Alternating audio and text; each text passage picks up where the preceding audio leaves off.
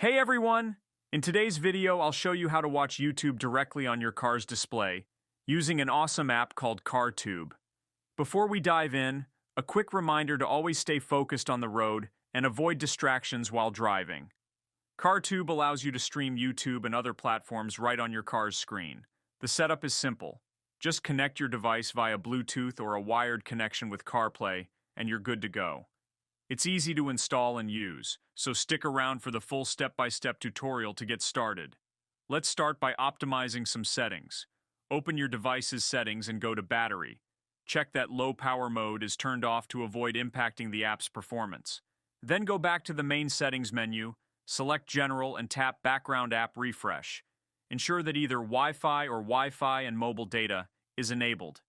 This setting ensures the app can refresh its content in the background, allowing it to operate smoothly. Once you have completed the initial checks, we can proceed.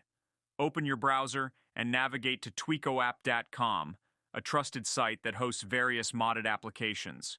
Search for CarTube and select it from the results. A detailed page will appear with information such as the number of downloads and community ratings. Click on the Download Now button, and the system will begin downloading the app. This process is quick, and you should soon see a confirmation message indicating a successful installation.